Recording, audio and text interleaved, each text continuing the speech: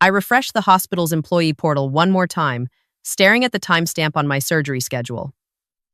February 14th, 2:17 p.m. to 6:43 p.m.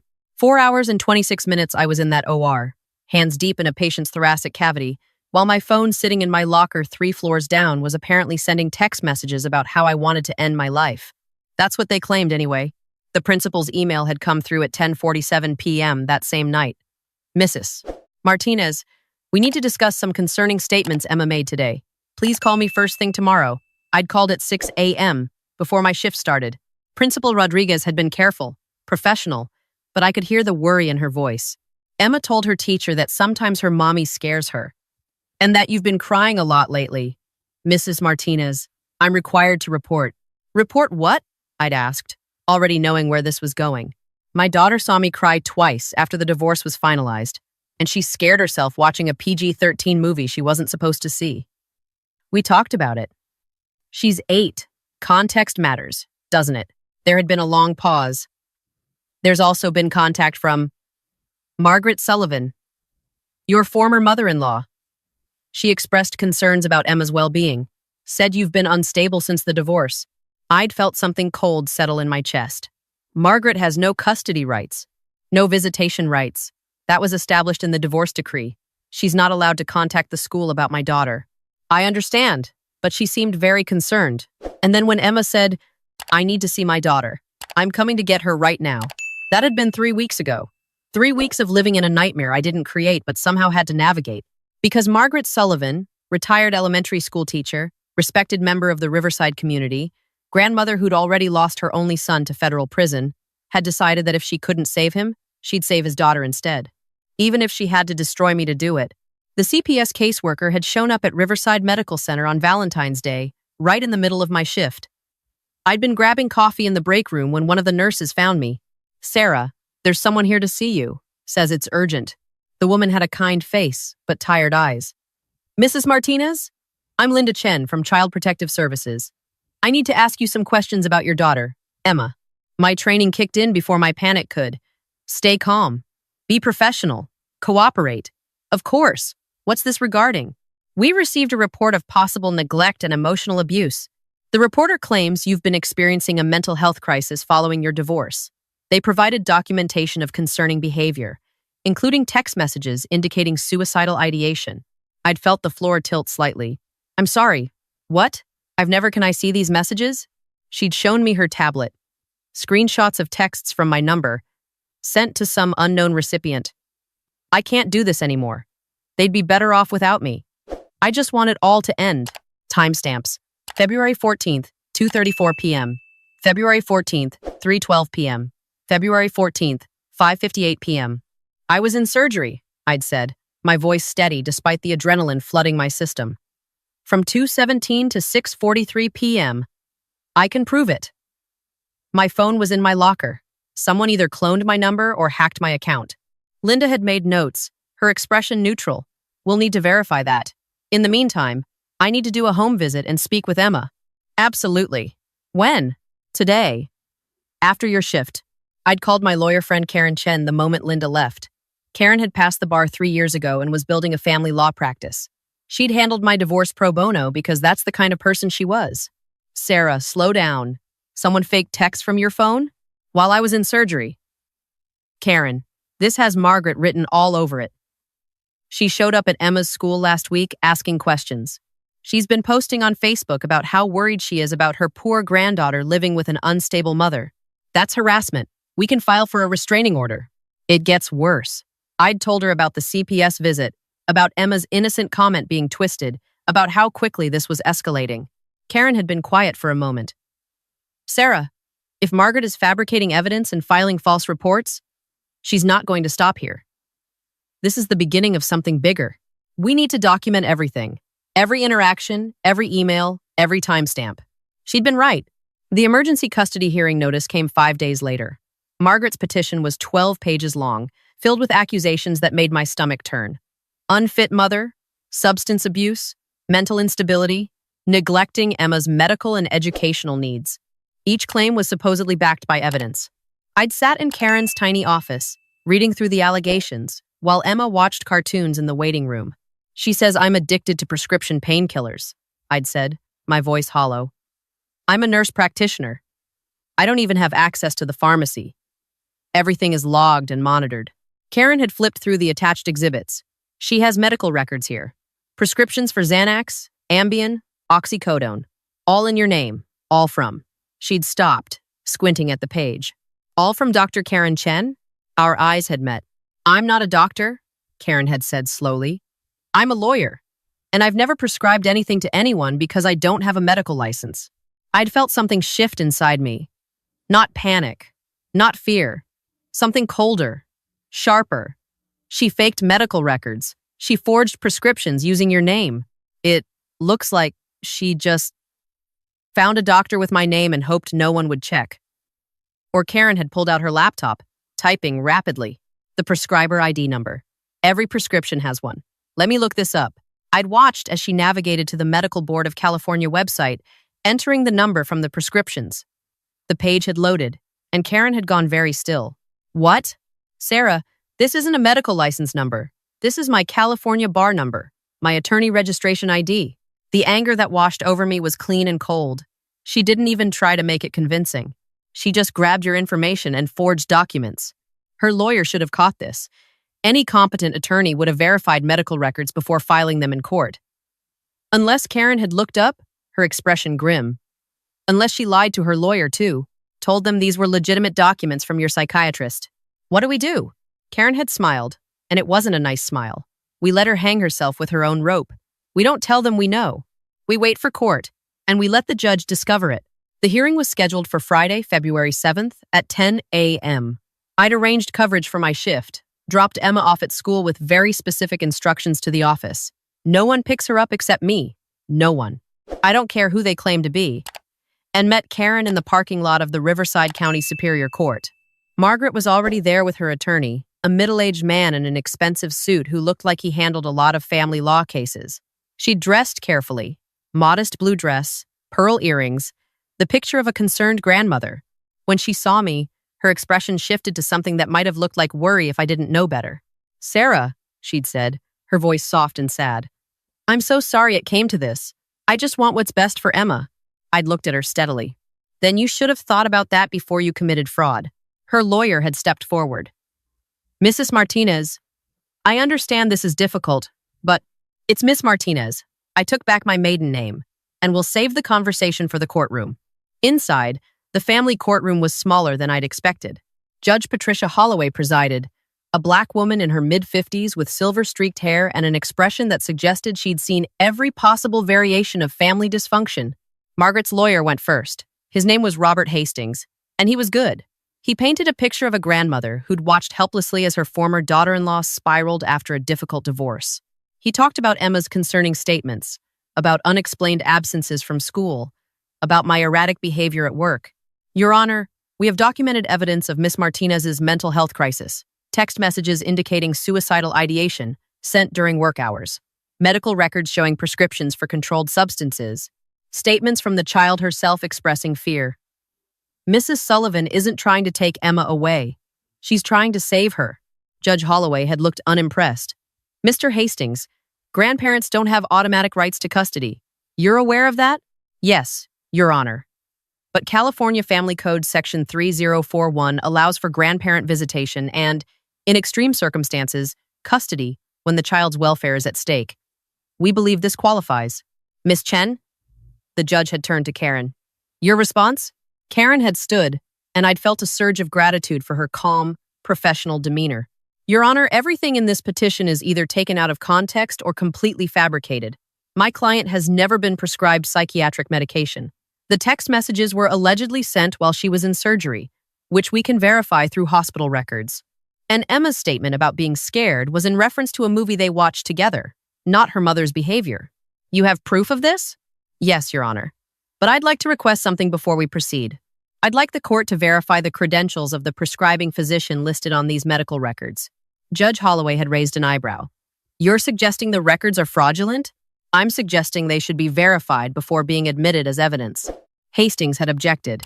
Your Honor, these are certified medical records obtained through proper channels. Miss Chen is stalling.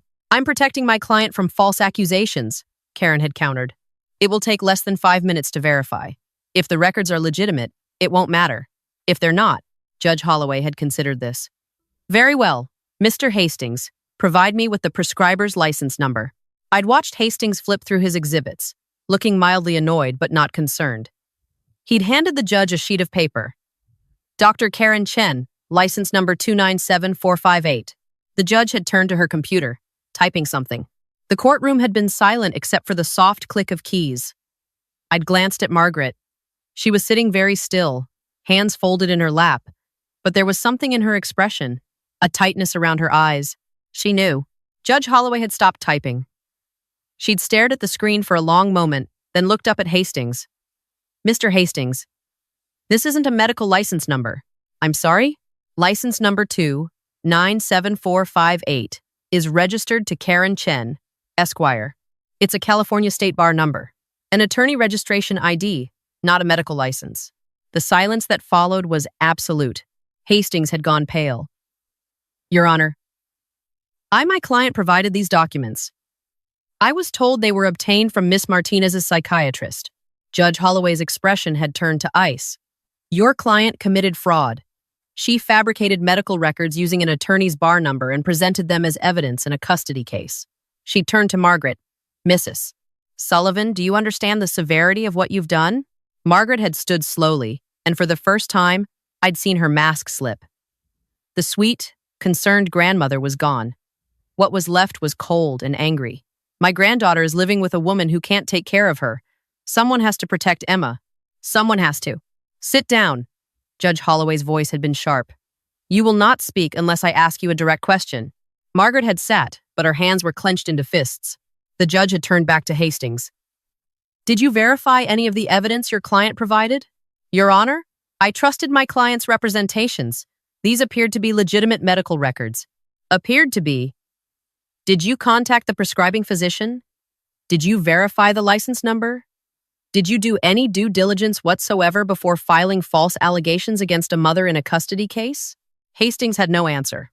Judge Holloway had looked at the documents again, her jaw tight. The court finds that this petition is frivolous and filed in bad faith. The medical records are fraudulent. The text messages. She'd turned to me. Miss Martinez, you stated these were sent while you were in surgery? Yes, Your Honor. February 14th, 2:17 p.m. to 6:43 p.m. I have time-stamped surgical logs from Riverside Medical Center. Provide them to the clerk. She'd made a note. The text messages are inadmissible. What else do we have? A statement from an 8-year-old taken out of context. Is that it? Is that the entirety of the evidence supporting this petition? Hastings had looked like he wanted to disappear. Your Honor, I apologize. I should have. You should have done your job. Judge Holloway had cut him off. She turned to Margaret, and her expression was harder than granite. Mrs. Sullivan, this court takes false allegations very seriously.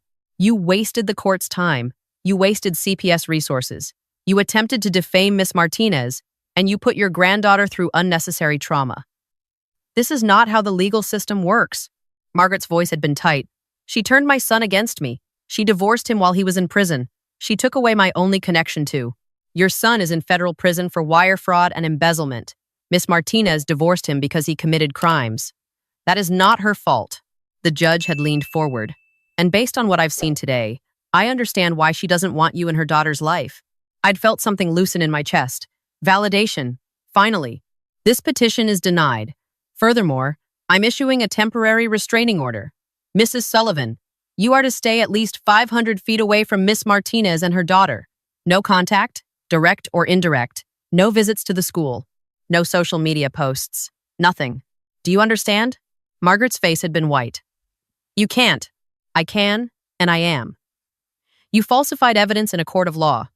That's a crime. The court is referring this matter to the district attorney's office for potential criminal prosecution. Judge Holloway had turned to me. Miss Martinez, you may also wish to file a civil lawsuit for defamation and emotional distress. Karen had nodded. We'll consider that, Your Honor. One more thing. The judge had looked at her computer again, typing something. Mrs. Sullivan, there's a note here from the Social Security Administration. It says you've been claiming dependent benefits for Emma Sullivan Martinez for the past 18 months. Is that correct? The color had drained from Margaret's face entirely. Your Honor, I was told I was entitled to. You don't have custody of Emma. You've never had custody of Emma. Claiming benefits for a child who doesn't live with you is fraud. Judge Holloway had picked up her phone, speaking to someone I couldn't see. Please have a court officer contact the SSA's Office of the Inspector General. We have a potential fraud case. I'd watched Margaret's lawyer put his head in his hands. The judge had turned back to me, and her expression had softened slightly. Miss Martinez, I apologize that you had to endure this. The system is supposed to protect children, not be weaponized against good parents. Your daughter is fortunate to have a mother who handled this with such composure. Thank you, Your Honor. The restraining order will remain in effect for 3 years, renewable if necessary. If Mrs. Sullivan violates it, she will be arrested for contempt of court. This hearing is concluded. I'd walked out of that courtroom feeling like I could breathe for the first time in 3 weeks. Karen had hugged me in the hallway, and I'd seen tears in her eyes. You did it, she'd said. You stayed calm. You documented everything, and you let her destroy herself. We did it, I'd corrected. I couldn't have done this without you. Behind us, I'd heard raised voices. Hastings and Margaret arguing. I'd caught fragments. Never told me. Fabricated evidence. My reputation. I hadn't stayed to listen. I had to pick up Emma. At Lincoln Elementary, Principal Rodriguez had met me in the office, her expression apologetic. Miss Martinez, I'm so sorry. I should have verified Mrs. Sullivan's relationship to Emma before taking her concerns seriously. You were doing your job. But for the record, she has a restraining order now.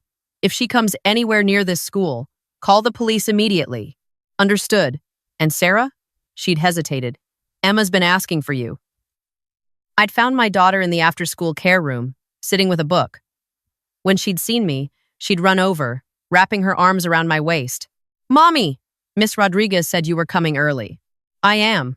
Let's go home, sweetheart. In the car, Emma had been quiet for a while before asking, Is Grandma Margaret in trouble? I'd chosen my words carefully. Grandma Margaret made some bad choices. She lied to some people and tried to take you away from me. Why? I don't know, honey. Sometimes people do things that don't make sense when they're hurt or angry. But the important thing is that a judge said you're staying with me, and Grandma Margaret can't bother us anymore. Emma had processed this. Good. I like living with you. Grandma Margaret is kind of scary sometimes. My hands had tightened on the steering wheel. What do you mean? She used to tell me things.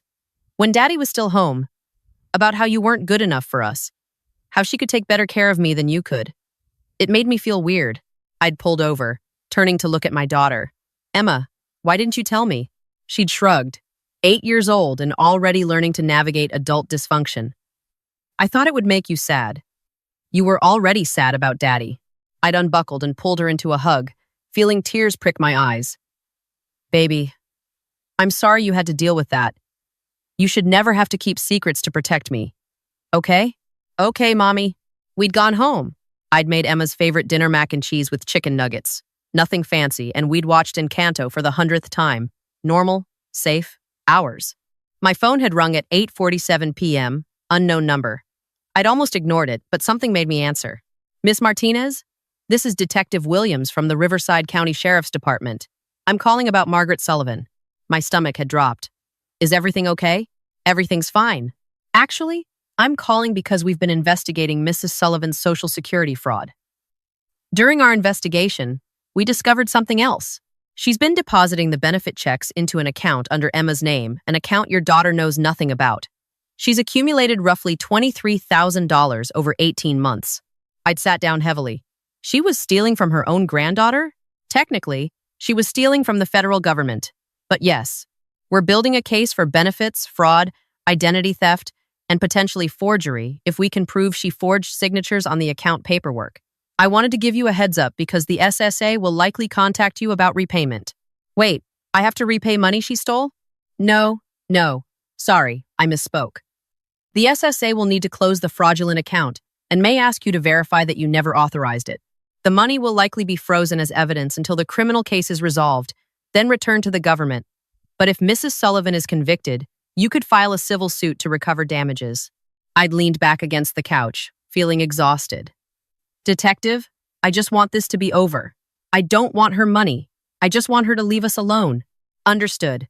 But for what it's worth, Miss Martinez, people like Mrs. Sullivan don't usually stop until they're forced to. The restraining order is good, but criminal charges will send a clearer message. He'd been right, of course. I'd given him permission to proceed with the investigation. The criminal charges had been filed 2 weeks later. Wire fraud, benefits fraud, identity theft, forgery. Contempt of court for violating the restraining order she'd posted about me on Facebook again, calling me a liar and saying she'd been wrongly accused. Her first court appearance had been March 3rd. I hadn't attended, but Karen had gone, mostly out of professional curiosity. She'd called me afterward. Sarah, she showed up with a different lawyer. Public defender. Hastings dropped her the day after the custody hearing. I'm not surprised. She tried to plead not guilty, said you framed her, that you fabricated the medical records to make her look bad. I'd laughed, though there was no humor in it. How would I have access to her lawyer's files? How would I have filed the custody petition in her name? Logic isn't her strong suit. The judge wasn't having it. Trial is set for May. The prosecutor thinks she'll take a plea deal once she realizes how much evidence there is against her. She had. In April, Margaret had pleaded guilty to 2 counts of benefits, fraud, and 1 count of contempt of court. The other charges had been dropped in exchange for her plea. She'd been sentenced to 18 months in federal prison and 3 years of probation. The judge had also ordered her to pay restitution and maintain the restraining order for 10 years. I'd felt nothing when Karen told me. No satisfaction, no vindication, just tired relief. Emma had adjusted better than I'd expected. We'd started seeing a family therapist just to make sure she processed everything in a healthy way. Dr. Patel was kind and patient, and Emma seemed to like her. Your daughter is resilient, Dr. Patel had told me after one session. She understands that her grandmother made bad choices, but she doesn't blame herself. That's a good sign. You've done well by her. I just tried to keep things normal, to not let her see how scared I was. That's exactly what she needed. Children feel safe when their parents are calm and steady, even in chaos. You showed her how to handle a crisis with grace. I'd thought about that a lot. Grace. I'm not sure I felt graceful. I'd felt terrified, angry, violated, but I'd stayed calm because Emma was watching, because falling apart wouldn't help, because I'd needed to be the adult in the room. Maybe that was grace. Not the absence of fear, but the choice to act anyway. It's been 8 months since the hearing. Emma is thriving. She's in 3rd grade now, making friends, joining soccer. She doesn't ask about Margaret anymore. We've built a life that's small and quiet and ours. I still work at Riverside Medical. I still do surgeries, still save lives, still come home exhausted. But I also come home to a daughter who feels safe, who knows her mother will protect her, who trusts that the truth matters more than manipulation. Karen and I have coffee every Friday. She's building her practice, taking on more family law cases. She says my case taught her to verify everything, to trust nothing at face value, to look for the license numbers and metadata and digital fingerprints that reveal the truth. As for Margaret, I don't think about her much. She's served 8 months of her sentence so far. She'll be released eventually, but the restraining order holds. She can't contact us, can't come near us, can't disrupt the life we've built. Sometimes Emma asks if people can change. If Grandma Margaret will ever say she's sorry, I tell her the truth. I don't know. People can change, but they have to want to. They have to acknowledge what they've done wrong. They have to do the work. But whether or not Margaret changes isn't my responsibility. My responsibility is to Emma, to our home, to the boundaries that keep us safe. My responsibility is to show my daughter that you can survive someone trying to destroy you, that you can stand in a courtroom and face your accuser with dignity, that you can let the truth speak for itself. That's what I learned in family court. Not that the system is perfect, because it's not. Not that justice always prevails, because sometimes it doesn't. I learned that sometimes the best thing you can do is stay calm, document everything, and let people destroy themselves with their own lies. And when a judge reads one line, one single line that reveals the truth, it can change everything.